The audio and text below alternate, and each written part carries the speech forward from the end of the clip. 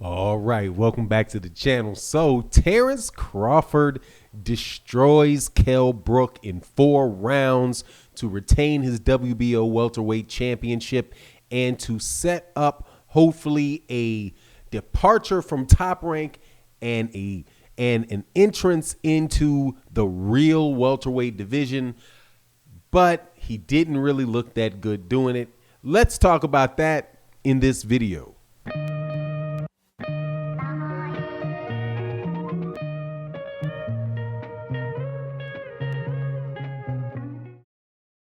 All right, welcome back to the channel. All right, man, gotta tell you, I am really relieved that Terence Crawford got that 4th round knockout, because I just had this terrible feeling if that fight went to the scorecards that it was going to turn out badly for Terence Crawford.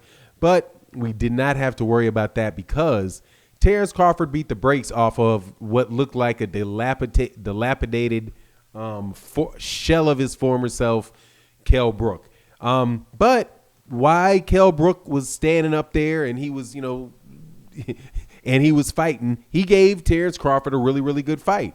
It's just that as soon as he got hit, he was gone. And it just looked like he was just, man, dude, he shouldn't have reacted to that punch like the way that he was reacting to those punches. But let's go through it. Terence Crawford, I believe he needed a KO because this is going to be his last fight, or I'm hoping that it is, and reports had come out that this would be his last fight with Top Rank, and that he would be looking to try to go and get some marquee fights with guys like Errol Spence Jr., Sean Porter, Keith Thurman. Obviously, Manny Pacquiao is the guy that I think that he probably wants the most. But that's what he's trying to do, and he's not been able to get that at Top Rank. So it was important for him to win this fight so he could take his WBO belt with him if he decided to leave Top Rank.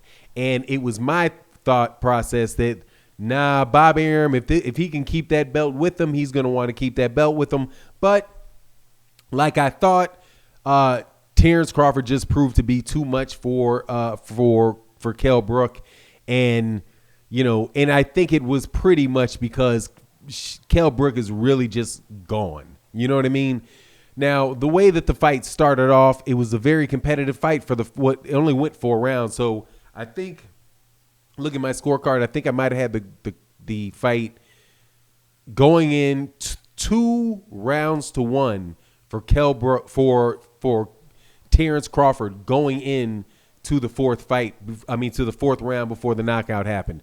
I thought that Kell Brook was that jab, he was catching Terence Crawford very crisply with his jab, but that's pretty much all he really had though. But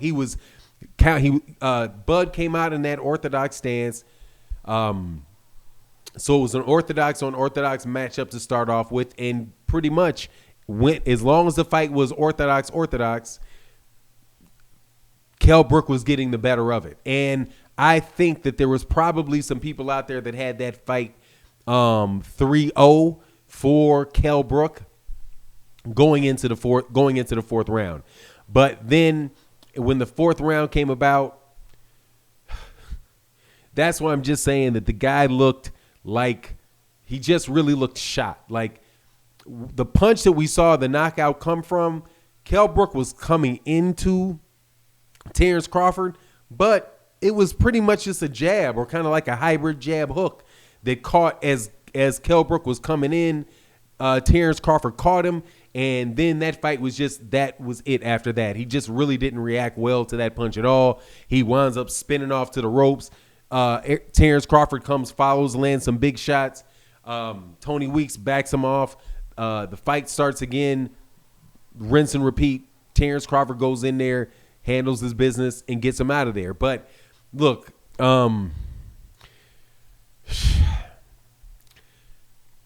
if Errol Spence Jr. is the Errol Spence Jr. that he was when he fought Kell Brook, I don't think Terence Crawford's going to beat that guy, man. Because Terence Crawford, a lot of stuff that Terence Crawford has is looping stuff that kind of comes out, it loops over the top, loops from the outside. And just like Derek James said about him, if you hadn't heard what Derek James is the trainer for Errol Spence Jr., and he said this about Terence Crawford, that, the Terence Crawford really does rely on a lot of athleticism, to get over. His length, his speed, all of that type of stuff really do allow Terence Crawford to get away with some things fundamentally that, he may not be able to get away with a higher level opponent. And I think that's what we saw with Kell Brook. Except for Kell Brook is just a shot fighter, and he doesn't have enough. He really didn't have anything in the tank to take to Terence Crawford. It just seemed like he was good catching Terence Crawford when Terence Crawford was trying to come forward. But after that, there's just not enough left. You can tell this is really, really late that I'm doing this video. There's just not enough left in the tank for Kell Brook to really do anything with it. And I just don't see that being the case with Errol Spence Jr., man. Errol Spence Jr. Is going to be a southpaw matchup. And, I think that's going to be an interesting thing to see how that plays out. But I just think that the strength of Errol Spence Jr., the fact that the resilience of Errol Spence Jr., and the fact that he is going to be pressing Terence Crawford to move backwards, I could really see Terence Crawford getting caught a lot by Errol Spence Jr., man, just because the punches are coming on such much more regular basis than with Kell Brook, and just as crisp, just as precise, but just with a lot more volume to the body. Oh, man, I don't see that going well for Terence Crawford. But, I could be wrong, dude, but Terence Crawford is an exceptional athlete, and I'm really glad that he got out of that fight. Now, what's most likely to happen next for Terence Crawford? Geez, who knows, man? Who knows? There's been a lot of people asking me whether or not I believe that that Bob Arum and Top Rank would actually let Terence Crawford go as long as he has that belt. Well, Terence Crawford got a guaranteed about $3 million for this fight. So, I think that should carry Terence Crawford at least out of this the time of this pandemic, all the way to what is it? This is November, so another 6 months. You're talking about the May-June time frame for him to be back in there. Hopefully, these guys could have negotiated some type of buyout or something like that would allow Terence Crawford to go. Now, one of the reasons why Bob might let him go is because of the salary of Terence Crawford, and he's going to have to find another opponent for Terence Crawford. And with the look of Terence Crawford, man, Terence Crawford ain't like Vasily Lomachenko, man. I don't think he's anywhere near. I don't think he's near the end of his career, or really near looking like he's really slowing down too much. So, I don't think Jose Ramirez or any of these guys are going to be ready for him at this point in time. And I didn't see him display anything that would tell me that level of fighter really right now could do anything with Terence Crawford. It's just that, when he goes over there to the big, to the guys, like a Sean Porter dude, I think Sean Porter would be a very, very tough fight for Terence Crawford, man. Especially that one right there, because he's gonna for sure against the